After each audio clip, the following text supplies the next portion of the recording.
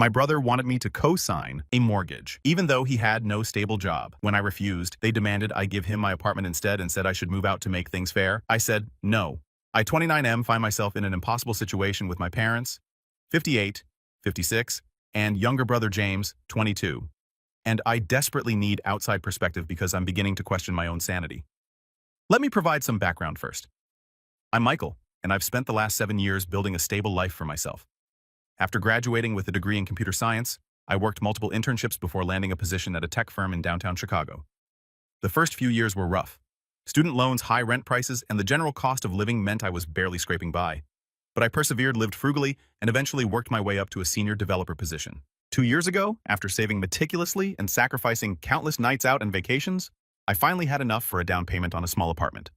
It's nothing luxurious, just a one-bedroom unit in a decent building in Lincoln Park. The mortgage payments stretch my budget, but it's mine. Every month when I make that payment, I feel a sense of pride that I'm building something for myself. My younger brother James has taken a different path. He attended the same university I did.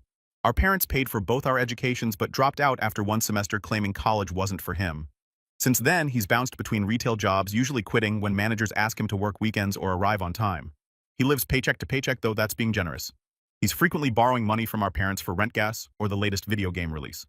I don't judge James for not wanting the corporate life. What concerns me is his complete lack of financial responsibility. He drives a car our parents bought him, uses their Netflix and streaming accounts, and still receives regular emergency cash infusions from them. At 22, he's never had to face real consequences for his choices. This brings me to last Sunday. My parents invited me for their traditional weekly dinner. Everything seemed normal. We discussed my mom's book club, my dad's golf game, and caught up on family gossip. Then, as my mother served her homemade apple pie, the atmosphere shifted. Michael, my dad, began using his serious business voice. "We need to discuss something important as a family." My stomach dropped. In my family, important discussions usually meant someone needed money. My parents explained that James had found an incredible opportunity, a house in Naperville that was being sold below market value. The owner needed a quick sale due to relocation, and James was convinced he could flip it for profit after some minor renovations. "It's a 3-bedroom house," my mother chimed in enthusiastically. "James has already lined up 2 friends who want to rent rooms. He'll live there and manage everything. It's perfect." I asked the obvious question. How is James getting a mortgage? Last I heard, he was working part-time at GameStop. That's when the real purpose of this dinner became clear. James's credit score was, in their words, not quite where it needs to be. In reality, I later learned it was in the low 500s due to multiple defaulted credit cards and an unpaid car loan. Not the car my parents bought him, another one he'd financed and abandoned. "We were hoping," my mother said, reaching across the table to pat my hand, "that you could help your brother out. Just co-sign the mortgage application. Your credit is excellent, and it would mean so much to James." I nearly choked on my pie. Co-sign a mortgage for a house for my financially irresponsible brother? The mortgage would be $2,200 a month, my dad added quickly. But with 2 roommates paying $800 each, James only needs to cover $600. It's actually cheaper than his current rent. I pointed out the obvious flaws. What about utilities? Property taxes, maintenance? What happens when the roommates move out? What if they don't pay? My parents dismissed each concern with a wave of their hands. James had thought of everything and had really matured lately. Then, my mother delivered the guilt trip.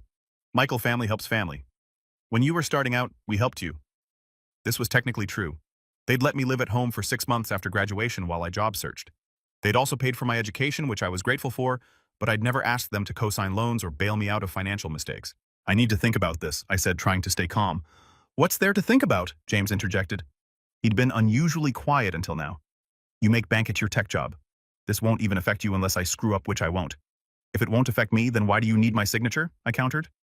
The table fell silent. Then my dad cleared his throat and presented what they clearly thought was a reasonable compromise.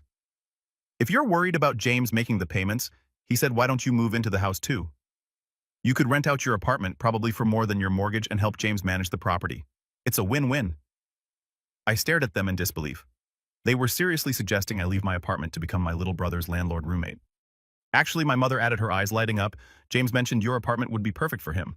It's closer to his work. No yard maintenance and more his style. You two could simply swap. You'd get a house. He'd get an apartment better suited to his lifestyle." The absurdity of the suggestion left me speechless. They wanted me to co-sign a mortgage for a house I didn't want. I leave my carefully chosen apartment.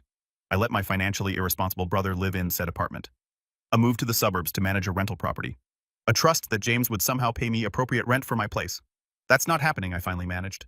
My mother's face fell. "I don't understand why you're being so selfish, Michael. We sacrificed so much for you boys." Now that you're successful, you can't help your brother achieve his dreams. His dream of having me pay for his house. I shot back, immediately regretting my tone. No one's asking you to pay for anything, my father said sternly, just to help with the application. James will handle all the payments. And if he doesn't, he will, my mother insisted. Have some faith in your brother. Faith. They wanted me to risk my credit score, my financial future, and my home on faith in someone who couldn't even maintain a retail job for more than 3 months. I stood up, my appetite gone. I need to think about this, I repeated. This is a huge decision. How long do you need? James demanded. The house won't be available forever. Other people are interested. Then maybe one of them can co-sign for you, I suggested. The ride home was a blur. My phone started buzzing before I even reached my apartment. Text messages from my parents, missed calls from James, even a Facebook message from my aunt saying she'd heard I was being difficult about helping family. Over the next 3 days, the pressure campaign intensified. My mother sent long emotional texts about how she'd failed as a parent if her sons couldn't support each other. She reminded me of every sacrifice they'd made, every dollar spent on my education, every opportunity they'd provided. My father took a different approach, sending me spreadsheets showing how the rental income would cover the mortgage, how property values in Naperville were rising, how this was actually a smart investment opportunity I was passing up. James oscillated between anger and manipulation. One message would call me a selfish prick who forgot where he came from. The next would be about how he just wanted to build something like you did and how I was crushing his dreams. The extended family got involved too. My Aunt Patricia called to lecture me about family values. My Uncle Robert sent a condescending email about how successful people have an obligation to lift others up. Even my cousin Jennifer, who I barely speak to, posted a passive-aggressive Facebook status about people who hoard their success instead of sharing with family. I spent those days agonizing over the decision. Was I being selfish? I did make decent money, $95,000 a year, which was comfortable but hardly wealthy in Chicago. I had savings, but they were earmarked for emergency funds and future goals. Co-signing this mortgage would mean taking on a massive liability that could destroy everything I'd worked for if James defaulted. But the family pressure was overwhelming. They made me feel like a monster for protecting my own interests, like I was spitting on everything they'd done for me by not immediately agreeing to risk my financial future for James's house flip fantasy. After 3 sleepless nights, I made my decision. I would not co-sign the mortgage. I would not give up my apartment. I would not enable James's continued irresponsibility. I crafted a careful response explaining my position. I emphasized that while I loved my family, co-signing a mortgage was a serious legal and financial commitment I wasn't comfortable making. I offered alternative help. I could assist James in improving his credit score, help him create a budget, or research first-time buyer programs he might qualify for on his own. The response was swift and brutal. My mother called me sobbing, saying I'd broken her heart and abandoned my brother. She accused me of being corrupted by money and forgetting my values. My father sent a cold, formal text. I'm disappointed in the man you've become. Your mother and I will remember this when it's time to update our will. James simply sent, "You're dead to me. Don't ever ask me for anything. Hope your apartment keeps you warm at night." The extended family bombardment continued. I was called selfish, heartless, ungrateful, and worse. My phone became a source of anxiety. Each notification another attack on my character. But I held firm. I knew that co-signing that mortgage would be financial suicide. James had no realistic plan, no stable income, and no history of responsibility. I would end up paying for the house while he lived in it, or worse, ruining my credit when he inevitably defaulted. 2 weeks passed in relative silence. I thought perhaps the storm had passed. Then I got a call from my mother, her voice bright and cheerful as if our previous conversation hadn't happened. "Michael, wonderful news. James found someone else to co-sign, so you don't need to worry about it anymore. Isn't that great?" My relief was immediate but short-lived. Who would co-sign for James? His friend Tyler from the gym. Such a nice young man. He owns his own personal training business and was happy to help James achieve his dreams. A personal trainer co-signed a mortgage for my unemployed brother. Every alarm bell in my head went off, but I kept my concerns to myself. This was no longer my problem. "That's great, Mom. I hope it works out for James." "It will," she said confidently. "Tyler understands the value of investing in people, unlike some family members." The dig was obvious, but I let it slide. James had his co-signer. I had my peace of mind, and everyone could move on. Or so I thought. Update 1 posted 3 weeks later. I need to update because the situation has exploded in ways I couldn't have imagined, and I'm dealing with guilt, anger, and pressure like never before. 3 weeks after my last post, I got a hysterical call from my mother at 6 a.m. on a Saturday. Through her sobs, I gathered that James's house situation had imploded spectacularly. Here's what happened. James got the house with Tyler's co-signature. He moved in immediately, and his 2 guaranteed roommates backed out at the last minute. Apparently, they'd never actually committed, and James had just assumed they'd follow through. Instead of finding new roommates immediately, James decided to enjoy having the place to himself for a while. He threw a massive housewarming party that resulted in several $1,000s in damages, broken windows, damaged floors, neighbor complaints that led to fines. He used the money he should have saved for the mortgage payment to buy a new 75-inch television, PlayStation 5, and gaming setup for his streaming career. When the first mortgage payment came due, James had exactly $247 in his bank account. He'd quit his GameStop job the day after moving in because he needed to focus on fixing up the house. Fixing that never happened because he spent his days gaming and his nights partying. Tyler, the cosigner, found out when the bank called him about the missed payment. That's when Tyler discovered several fun facts. 1. James had lied about having roommates lined up. 2. James had lied about having savings for the first few months' payments. 3. James had lied about keeping his job. 4. James had already caused significant damage to the property. Tyler was furious and threatened legal action. He demanded James either pay immediately or sell the house. James, in typical fashion, blocked Tyler's number and pretended the problem would go away. This is where my parents called me in a panic. They wanted me to come to an emergency family meeting to solve the situation before it destroys James's future. Against my better judgment, I attended the meeting at my parents' house. James was there looking annoyed rather than ashamed. Tyler was there too, along with his lawyer. The tension was palpable. Tyler's lawyer laid out the situation. James owed $3,400 in missed payments and late fees. There was approximately $5,000 in damages to the property. If James didn't pay within 10 days, Tyler would pursue legal action for breach of contract and damages. This would destroy both their credit scores and likely result in foreclosure. My parents' solution. They turned to me with hopeful expressions. Michael, my dad began, "You're the only one in a position to help here." Their proposal was staggering in its audacity. 1. I should pay the $8,400 to cover missed payments and damages. 2. I should move into the house to supervise James and ensure future payments. 3. James would move into my apartment, yes, my apartment rent-free to reduce his stress. 4. I would collect rent from new roommates and manage the property. 5. Once the house was stable, James would take it back over. This solves everyone's problems, my mother said earnestly. Tyler gets his money, James keeps the house, and you get to invest in real estate. I looked around the room in disbelief. Even Tyler's lawyer seemed shocked at the suggestion. How does me paying for James's mistakes and giving him my apartment solve anything I asked? It's not about fault, my mother said. It's about family helping family through tough times. Tough times James created through lies and irresponsibility, I pointed out. James finally spoke up. Look, I made some mistakes, okay? But you're sitting on a gold mine with that apartment. You could easily afford to help out. You're just being selfish. Selfish. I stood up. I'm selfish for not wanting to pay for your house and give you my apartment. You make almost 6 figures, James shouted. I make minimum wage. Of course you should help. You made minimum wage, I corrected. You quit your job, remember? My father tried to mediate. Michael, please, your brother is facing serious legal consequences. Tyler could sue him. He could lose everything. He should lose everything, I said. He lied. He quit his job. He destroyed property. And he expects everyone else to clean up his mess. Tyler's lawyer interjected. Mr. Thompson, while your family works this out, I need to know, will someone be paying these debts in the next 10 days? All eyes turned to me. The pressure was immense. My mother was crying. My father looked desperate. James was glaring at me with pure hatred. Even Tyler looked hopeful that I'd save him from this mess. No, I said firmly. I will not pay for James's mistakes. He needs to face the consequences of his actions. The room erupted. My mother wailed about how I was destroying my brother's life. My father accused me of abandoning family when they need you most. James called me every name in the book before storming out, but not before saying, when I'm homeless, I hope you can live with yourself. Tyler and his lawyer left shortly after confirming they'd be pursuing legal action. My parents spent the next hour trying to guilt, manipulate, and browbeat me into changing my mind. They brought up every moment from our childhood, every sacrifice they'd made, every dollar they'd spent on my education. I finally left when my mother said, if you won't help your brother, then you're no son of mine. The next week was hell. My phone rang constantly with calls from family members near and far. Everyone had an opinion on why I was a terrible person for not bailing James out. The narrative had been twisted. According to the family grapevine, I was a millionaire tech bro refusing to help my struggling brother keep a roof over his head. Some highlights from the messages. Family means nothing to you. Aunt Patricia, your parents gave you everything, and this is how you repay them.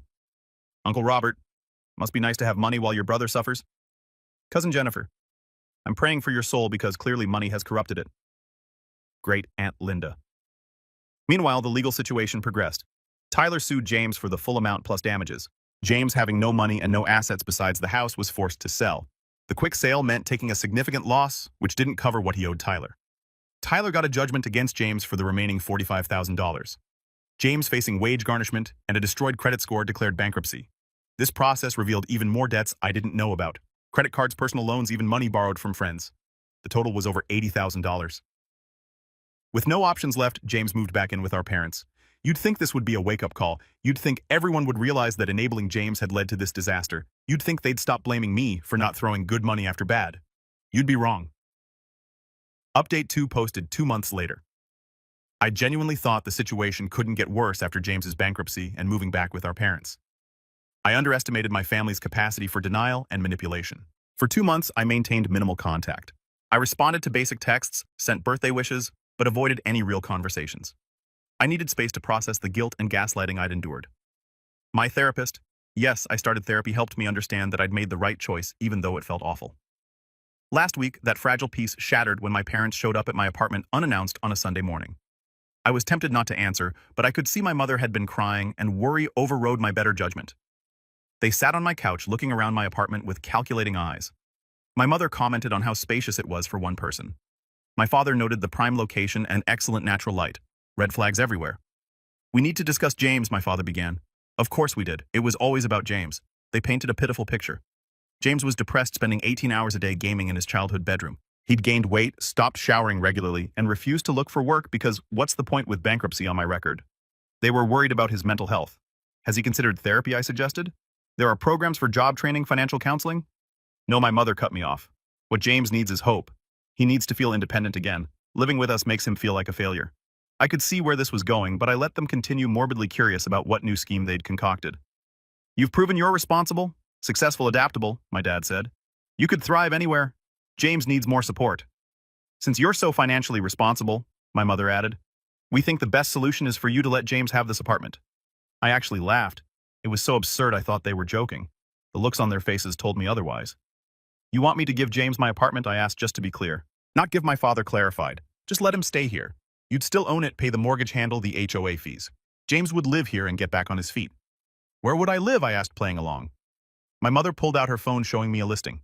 We found a lovely studio apartment downtown, only $1,800 a month. Very modern. Perfect for a young professional. They wanted me to keep paying my $2,100 mortgage plus $400 HOA fees.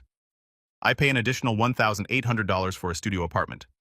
I let James live in my apartment rent-free, continue maintaining my apartment because James isn't handy. I cover any damages because you know he's going through a tough time. "What would James contribute?" I asked. "His presence," my mother said without irony. "He'd take care of the place, water your plants, make sure it's secure." "Like he took care of the house?" I asked. "That was different," my mother insisted. "He was overwhelmed. An apartment is much simpler. The mental gymnastics were Olympic level. They genuinely believed that the solution to James's problems was for me to subsidize his entire life while paying double housing costs." "No," I said simply. "Absolutely not." The tears started immediately. My mother sobbed about being a failure as a parent. My father accused me of kicking James while he was down. They threw every manipulation tactic at me. "We're getting older. We can't have James living with us forever. You have the means to help. Why are you being so cruel? This apartment is too nice for one person anyway. Family helps family. Why can't you understand that James would do this for you in a heartbeat?" That last one made me snap. Really. When I was in college eating ramen for a week because I couldn't afford groceries, I asked James to lend me $50.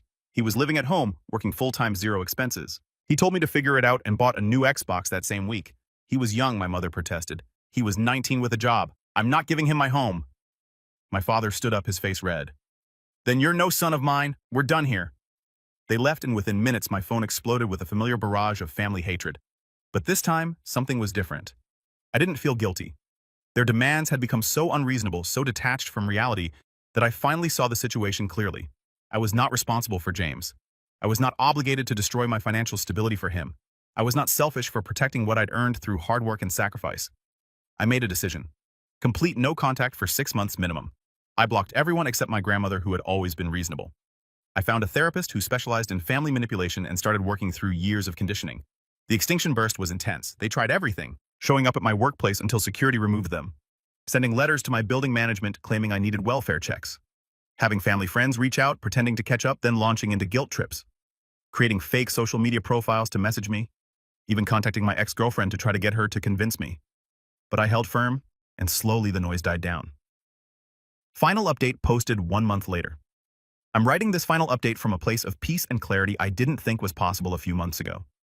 The 6-month no-contact deadline hasn't arrived yet, but I've already gained so much perspective. Through therapy, I've recognized patterns of manipulation that go back to my childhood. I was always the responsible one, expected to excel so my parents could point to their parenting success, while simultaneously sacrificing for James, the perpetual baby who needs help. 2 weeks ago, my grandmother called. I'd left her unblocked as she'd always been the most reasonable family member. She asked to meet for coffee, promising no ambush, no guilt trips, just a conversation. I cautiously agreed. What she told me reframed my entire childhood. James wasn't just the baby of the family. He was an accident that nearly ended my parents' marriage. They'd been in counseling considering divorce when my mother got pregnant. They stayed together for the kids but poured all their guilt and overcompensation into James. Every time he struggled or failed, they saw it as evidence of their failed marriage hurting him. So they cushioned every blow, fixed every problem, and never let him experience consequences. I watched them create this monster, my grandmother said sadly. Every time I suggested they let him fail and learn, they accused me of not understanding how damaged he was by their unhappy marriage. She also revealed that my parents had been lying to the family about my finances. They told everyone I made at least $200,000 and owned multiple investment properties. No wonder the family thought I was a selfish millionaire hoarding wealth while James suffered. My grandmother had been slowly correcting this narrative, but the damage was done. Half the family believed her, half thought she was covering for me. She didn't care. She was just glad I'd finally stood up for myself. What's happening with them now? I asked against my better judgment. Her face darkened. Oh, Michael, it's so much worse than you know. Apparently, James's bankruptcy filing had triggered an investigation. The trustee found evidence of fraud, hidden assets, false income statements, and most damning evidence of an ongoing cryptocurrency scam. For months, James had been running a classic pump and dump scheme, convincing gym buddies and online gaming friends to invest in a fake cryptocurrency he'd created. He'd used the house as collateral for additional loans to invest in his own scam, planning to cash out and leave others holding worthless digital tokens. Several victims had already filed criminal complaints. The FBI was investigating. James was facing federal fraud charges with potential prison time of 5 to 10 years. My parents had liquidated their retirement accounts to pay for his defense attorney.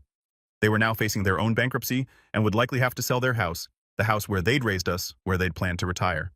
They called me last week, my grandmother said, begging me to convince you to help with legal fees. They said since you work in tech, you could explain that James didn't understand cryptocurrency and didn't mean to defraud anyone.